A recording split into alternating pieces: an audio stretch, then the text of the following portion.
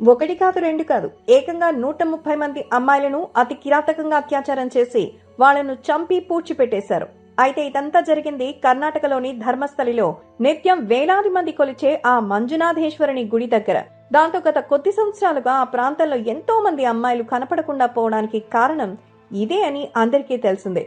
ఇక ఈ విషయాన్ని ఆ శవాలను పూడ్చిపెట్టిన వ్యక్తే 10 సంవత్సరాల తర్వాత బయటకొచ్చి ఆధారాలతో సహా చెప్పడంతో కర్ణాటక ప్రజలకు ప్రభుత్వానికి మైండ్ బ్లాక్ అయిపోయింది.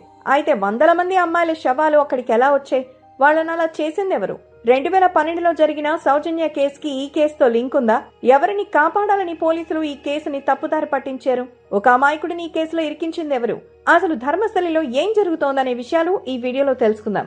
ఎక్కడా స్కిప్ చేయకుండా చివరి వరకు చూడండి. కర్ణాటకలోని ధర్మస్థల సమీపంలోని ఉజిరేలో ఉన్న శ్రీ ధర్మస్థల మంజునాథేశ్వర కాలేజీలో ఇంటర్ చదువుతున్న 17 ఏళ్ల సౌజన్య అనే అమ్మాయి అక్టోబర్ 9, 2012 రాత్రి బస్టాండ్ నుంచి నడుచుకుంటూ ఇంటికి వెళుతూ అదృశ్యమైంది.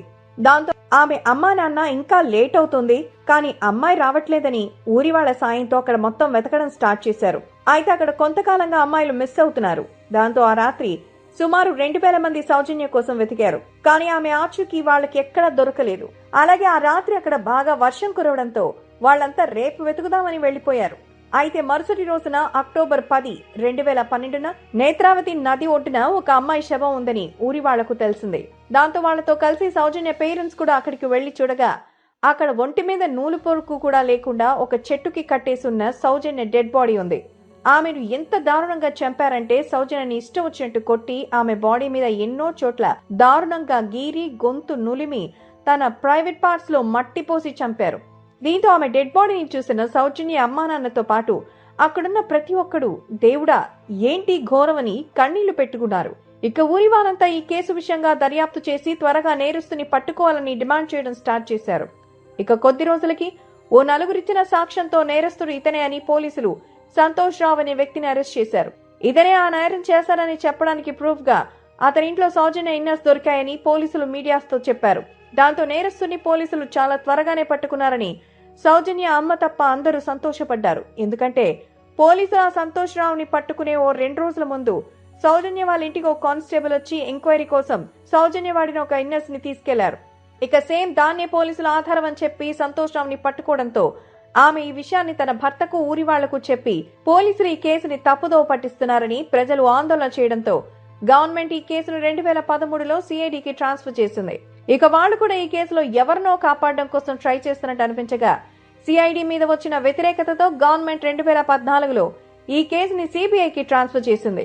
ఇక సిబిఐ కూడా సంతోష్ రావే నేరస్తుడని చెప్పింది. అయితే ఈ కేసులో పోలీసులు సిబిఐ కోర్టుకి సమర్పించాల్సిన ఆధారాల విషయానికి వస్తే అంతగా ఏం లేవనే చెప్పొచ్చు.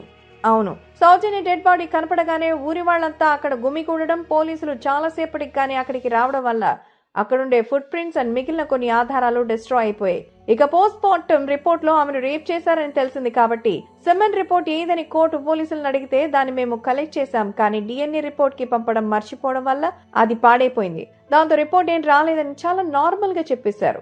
అలా కేసుని 2023 వరకు కొనసాగించగా జూన్ 16, 2023న బెంగళూరు సెషన్స్ కోర్టు సంతోష్ రావు నిరపరాధి అని వదిలేసింది. అయితే దానికి కారణం తెలిసి కర్ణాటక మొత్తం షాక్ అయిపోయింది. ఎందుకంటే సంతోష్ రావు ఒక మానసిక రోగి అండ్ అతను ఎవరితోనూ సెక్స్ చేయలేడు.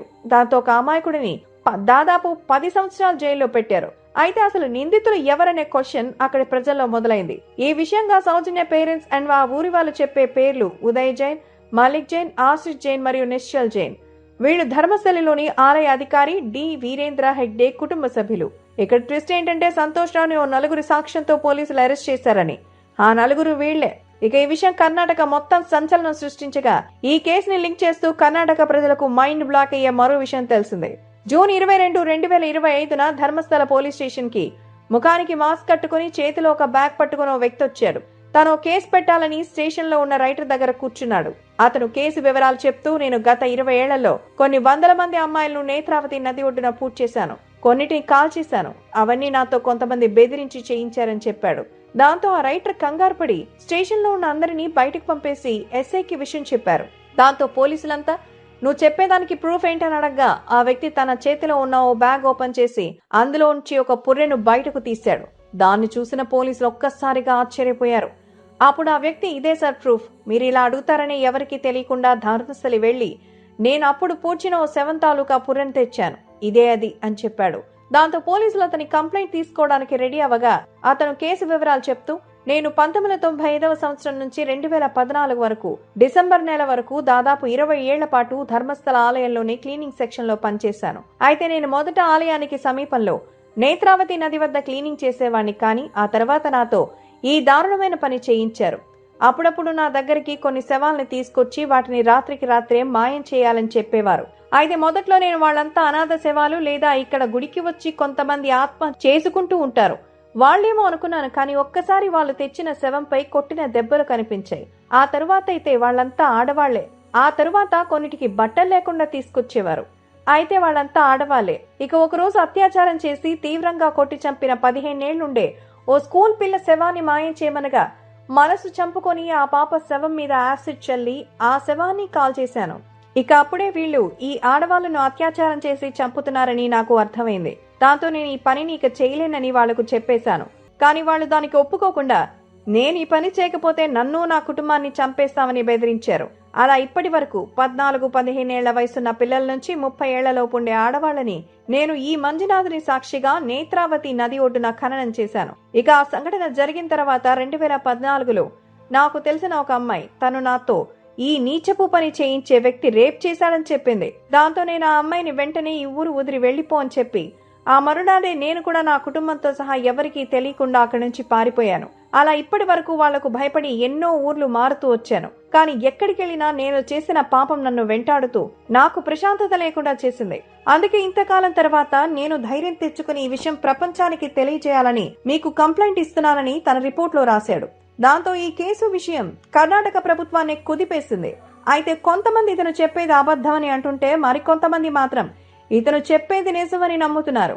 ఇక ఈ విషయంగా కోర్టులో ఇప్పుడు కేసు నడుస్తుండగా ఆ అజ్ఞాత వ్యక్తికి అక్కడ లాయర్స్ ప్రొటెక్షన్ ఇస్తున్నారు. ఇక ఈ కేసు విషయంగా ప్రభుత్వం మీద కూడా తీవ్ర ఒత్తిడి రావడంతో ధర్మస్థలిలో జరిగిన ఈ మాస్ బరియల్స్ కి సంబంధించి ఒక స్పెషల్ కమిటీని ఏర్పాటు చేయబోతున్నట్టుగా కర్ణాటక ప్రభుత్వం తెలియజేసింది. మరి ఆ కమిటీ ఏం నివేదిక ఇస్తుందో, కోర్టు ఏమని తీర్పునిస్తుందో చూడాలి. మరి ఇక ఈ కేసు విషయంగా అక్కడ చనిపోయిన వారికి న్యాయం జరగాలని మనందరం కూడా ఆ దేవుణ్ణి ప్రార్థిద్దాం. సో ఇది ఫ్రెండ్స్, ఈ వీడియో చూశాక ఈ ఘటనపై మీ అభిప్రాయం ఏంటో కామెంట్స్ లో తెలియచేయండి. అలాగే ఈ వీడియోలో మేము చెప్పిన ఇన్ఫర్మేషన్ మీకు వర్త్ అనిపిస్తే వీడియోని లైక్ చేసి మా ఛానల్ ని సబ్స్క్రైబ్ చేసుకోండి.